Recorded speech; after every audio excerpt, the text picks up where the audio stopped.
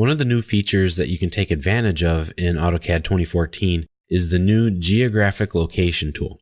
These tools allow you to find the location of your project and project a map into your drawing. And it helps you by showing you the geographic surroundings of your project. These maps won't print. They're only for aiding you in your design process. Now, you're going to have to be logged into your Autodesk 360 account to take full advantage of this new tool, as it is cloud-based. Once you do, you can set your location using the Set Location tool in the Insert Ribbon tab. So if we come up to the ribbon, click on Insert, go to the Location panel, and click on Set Location. Now, if you have like a KMZ or KML file, you can load that yourself, and it will work essentially the same way. But we're going to use the maps from Autodesk 360. So we're going to click From Map. Now you can just pan around and find the spot that you want to use.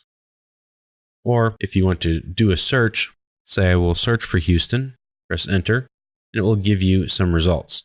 And if you found the right spot, just click the Drop Marker Here button. Now, if that's not the exact spot that you need, that's okay, because once you drop it in, you can move that thing around. So if I get this little push pin, I can left click and hold it, and I can drag it around to wherever I really need to go. So let's say I want it right here, and I can close this thing to get it out of the way. You can pan around. I want to drop it right here. And once you've got your marker in the proper spot, you're just going to click on the Continue button. You have different GIS coordinate systems and time zones here that you can switch. Or if you know the latitude and longitude, you can click this button here to activate it, and you can just set those right here if you'd like. This will center the map on your marker for you, which is kind of nice. You can also zoom in or zoom out with these controls, go north or south. And when you're ready, just hit Continue.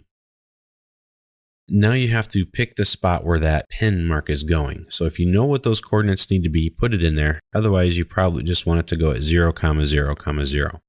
Press Enter. And now, which way is north?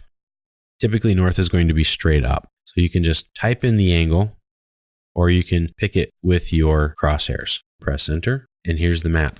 So now you can just start drawing away. And this gives you a bit of a reference to whatever it is that you're working on locally. You have some controls here so you can change your position, display the map in the viewport or not, remove the location, change the marker, etc.